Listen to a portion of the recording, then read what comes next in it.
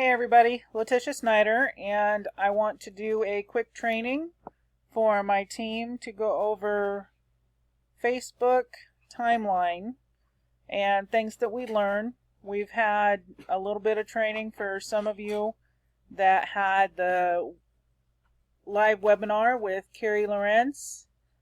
We also learned some with Kylo, and I'm going to use some of what we did and add to what we learned in Nashville.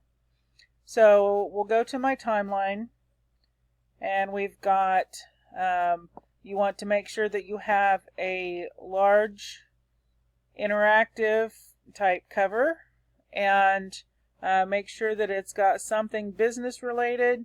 It doesn't necessarily have to have your website address on it, but it is recommended that it's something inspirational, motivational, or encouragement. So of those, if it's not business related, then you want that.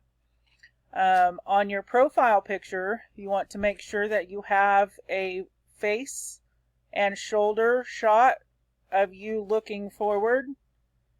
And if you have something that is business related, great. If not, you do not have to have, a dress or a suit and tie or, completely professional appearance, anything like that. Just something that shows you, your face, not a cat, not your favorite pet, not a flower, or a sunset that you took recently.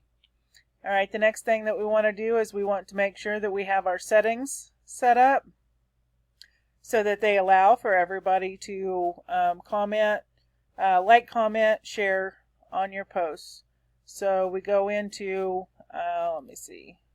go into timeline settings here, and that brings this up, and you go into timeline and tagging, and it says who can add things to my timeline, who can post on your timeline. I have it set to only me so that I have to review it, which is this setting. You have to review posts that friends tag you in before they appear.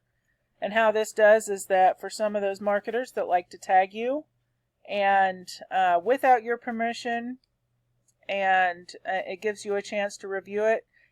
I don't like the idea, and a lot of other marketers don't as well, to have you tagged in something that has their hyperlink, their affiliate link, their business link, their domain, whatever it happens to be, or their group, unless I am supporting them and give them permission to share on my timeline to my friends, because I've worked hard to gain a following of over 4,000 people on Facebook and over 4,000 on Twitter, which both, because I have my pages linked, anything that I post on Facebook is also then duplicated and truncated and posted on Twitter.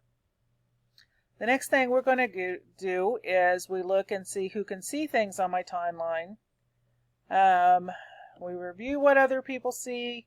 Who can see posts you've been tagged in? Only me. Who can see what others post on your timeline? Only me. And I review those also. Alright, so then we go up to, let me see. Alright, in privacy. Who can see my stuff? And you want to make sure that this is set to public. And this will allow it to where others can like, comment, and share.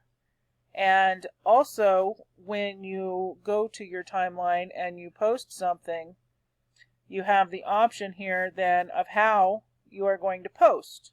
So if it is set to public, automatically, that is what it's going to show up as, where you can change it to where it's only your friends, or you can only have it only set to me so that I see it. Sometimes I do only me so that I can post something, see how it's going to look when I'm trying to make appearances to where it's all on the same line, or if I have to hit enter and I spread it out so that it appears to be a little bit more appealing to the eye. And then if I get it situated after a time or two, usually I can get it figured out on how many spaces I have, how to work with it, and then I go in and I copy and paste to another one, or I just turn it and set it from the only me to public once I've got it set up right. Okay, and that was on the timeline settings. We're going to go back. Alright, so you want to make sure that you have this set to friends of friends. This does not allow random people that are not connected to you in some manner, unless you have a very small friend base at this point. If you have, say, over 1,000, then you can probably get away with the friends of friends, so that they make the point to reach out to you and send you a message and say, hey, I want to connect, take a look at my timeline, this is what I saw in common, that kind of thing. Then you can go to their page, take a look, and say, okay, I'm willing to accept your friend request. It's really up to you on how you want to do that, how strict you are with accepting friends. I have become very picky the last few months on who I accept. In fact, I have quite a few that I need to go through and look at, and what these are. A lot of them, there's only a few mutual friends, but I still go to each person's timeline. One, I make sure that it's not a fake account, that it doesn't have just the one picture, the cover, the profile. Everything started post in 1986 because that's when they were born, or a life event, one or two things, and no visible friends, mutual friends, that kind of thing is real low.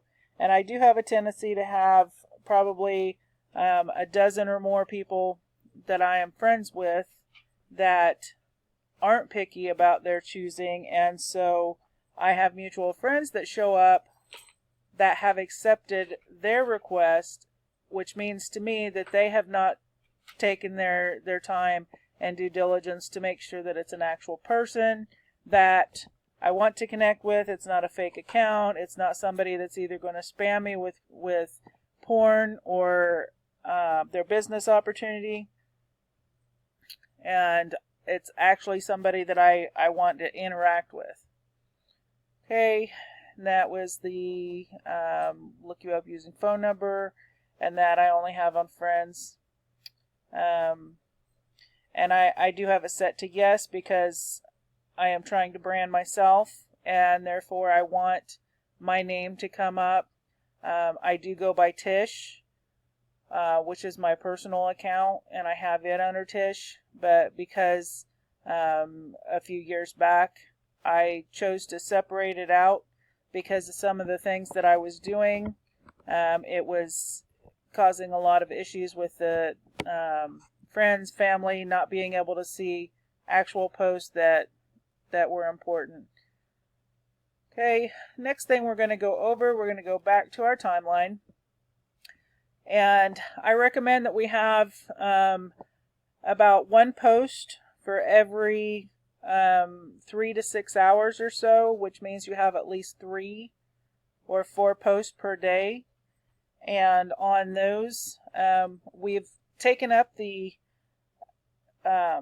marketing tool with the recipes and support groups, because I'm not big on the I don't know that much about health and how to eat healthy yet.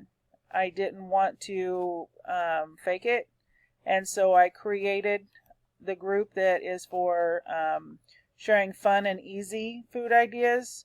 And by doing that, and having the kids and doing recipes and so forth for just a few people that are 4 foot or younger, or shorter, I created a group, and I have a few people in that at this point. A few of you are already, and I post one time for each day, and I'm going to start building, and what I'm doing is marketing with that. So I have the recipe, and the prep time is less than 30 minutes on as many as I can do. And then at the bottom I have added a little bit that I copy and paste, and as you see I have documents that are up at all times.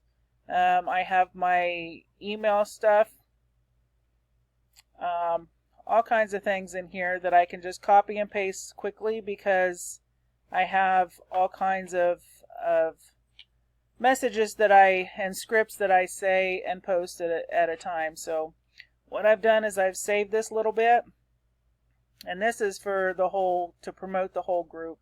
But at the bottom of my recipes that I use, I've got just this part. And so I copy this and I paste it in my recipe, and it shows up like this. So others can, and you want to make sure that you say that it's okay for people to send you a friend request. And in most cases, I will still, I'll always review them. But if you do not accept the friend request, it still allows them to follow you. And so you will build your followers, which I believe I'm at around, what, 1600 or 1800 or something like that right now. 1643 at this point. So we'll go back to the recipe, and we have the prep time, the added bit at the end, a picture, and then down below it says be sure to share with your friends so that they can enjoy it too. This gives them permission then to share your post. And if it is shared, it will then obviously increase your visibility, your engagement, and in time it will increase, and you will have a lot more followers. I'm going to put in a gal that I met in Nashville, which I just did her before and after picture, and I want you to see this is some of the marketing that she has done. And she has, over the last 3 years, has 1.8 million followers. And so this marketing plan works. And we're going to go back to mine. I don't have much time. We're only given 15 minutes per training. So we're going to go into the next thing. The next post is to have some kind of video interaction. And this one I have, I had just watched this earlier. It's not spread out very far on my timing, but it works well with the excitement, the product, and it has all that, and it's people that I met, and you want to share that and increase their interactions with it, as well as it does with the engagement. This one is the Hangout, which that we figure just on Wednesdays at least, and then Thursday has the My Infinite Downline Hangout, so it will be posted on my timeline for that. I try to do it an hour or two ahead of time, but I don't always remember. Okay, your third thing that you want to have each day is just one of your before and after, and with this you will have you can say whatever you want about your interaction. Oh, sorry, my dog is chewing up plastic container. Courtney, and what she has said about her journey. And then I added at the bottom, get started with your own 90-day challenge. And what I have done is I've used the Google URL shortener and shorten it with the source code of before and after pics. And then I have the picture of me with her and how she's doing. So the next is something personal. I use Instagram a lot, and today it got to be my husband.